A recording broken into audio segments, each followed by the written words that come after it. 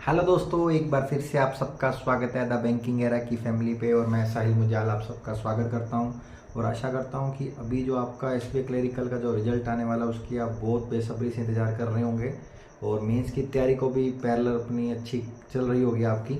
तो दोस्तों, ये जो वीडियो है बहुत आपको इस चीज़ के लिए है कि आपका जो जीके का सेक्शन जो जीए आता है जनरल अवेयरनेस को, उसको स्मार्टली कैसे पढ़ें कि आप अपने नंबर जो हैं, जो आपके नॉर्मल 10 15 20 नंबर आ रहे हैं, वो 30 35 की रेंज में कैसे जा सकते हैं ना। 30 35 की रेंज में और 10 15 की रेंज में इतना डिफरेंस का जो गैप है उसको कैसे कम करें, उससे रिलेटेड वीडियो है।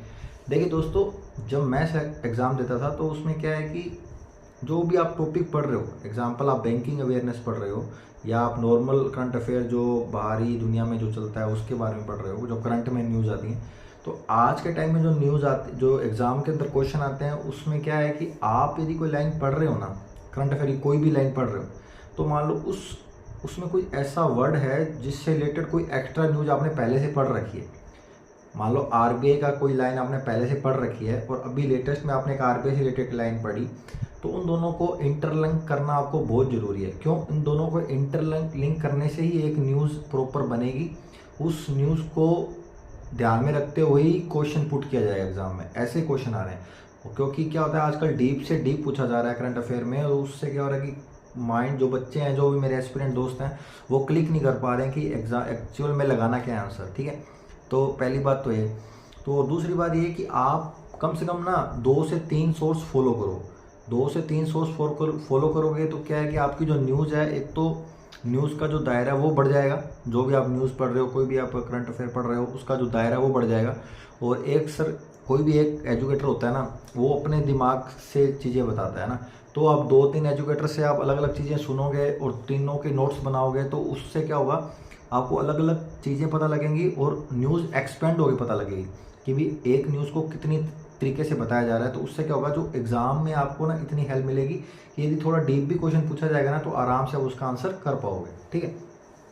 और तीसरी बात, आपको क्या करना है, अभी क्या है, बहुत पास में आ गया समय है ना, टाइम बहुत पास में आ गया, तो आप ना जितना हो सकता है कि आप जितने आपने क्या बोलते हैं, क्विज लगा रहे हैं आप, है ना, जितने पॉसिबल क्वेश्चन लगा सकते हैं, जितने पॉसिबल क्वेश्चन आप देख सकते हैं, जितना आप गो थ्रू कर सकते हैं उतना कीजिए। क्योंकि उससे क्या होगा, आपको थोड़ी फ्रेमिंग पता लगेगी कि भी किस तरह जो मतलब प्लेटफॉर्म है, जितने भी प्लेटफॉर्म है जो अपने क्विज प्रोवाइड करवा रहे हैं, एग्ज़ाम प्रोवाइड करवा रहे हैं, उससे आप कितना बेनिफिट निकाल सकते हैं ना।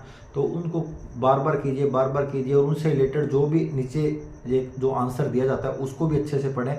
और उसको पढ़ने के बाद जो आपने एग्जैक्ट पढ़ रखा है उसमें कितना मतलब फ़र्क आ रहा है, फ़र्क इन सेंस कि आपने जो न्यूज़ एक पढ़ रखी है और जो एनालिसिस में आप न्यूज़ पढ़ रहे हो उसमें कितना फ़र्क है, उसमें कुछ एक्स्ट्रा दिया हुआ है या आपने जो पढ़ रखा है वो एक्स्ट्रा है। तो उन दोनों को आपस में इंटरलिंक कीजिए और इससे क्या होगा, आपकी नॉलेज भी अच्छी होगी और उससे आपके जो नंबर है ना वो भी इम्प्रूव होंगे। तो आप 30+ नंबर इस तरह आप ले जा सकते हो। किसी भी तरह आप न्यूज़ को अच्छी तरह खोल के पढ़ें, खोल इन सेंस की पूरा निचोड़ दें उसको। कहीं से भी आप डेटा पढ़ रहे हो, मान लो कोई भी टीचर एजुकेटर हैं, मान लो कपिल काटपाल सर हैं या विवेक सर हैं, कोई भी सर हैं जिनसे आप जीके पढ़ते हो, करंट अफेयर पढ़ते हो या बैंकिंग अवेयरनेस पढ़ते हो, तो आप न्यूज़ को 2 3 जगह से पढ़िए और फिजिकल भी आप सोर्स फॉलो करें और ऑनलाइन में आप क्विज लगाएं अच्छे से जितना हो सकता है। ये सब चीज़ें ध्यान रखेंगे ना, तो आप डेफिनेटली जीए को ना आराम से 30+ स्कोर आप कर सकते हैं, है ना।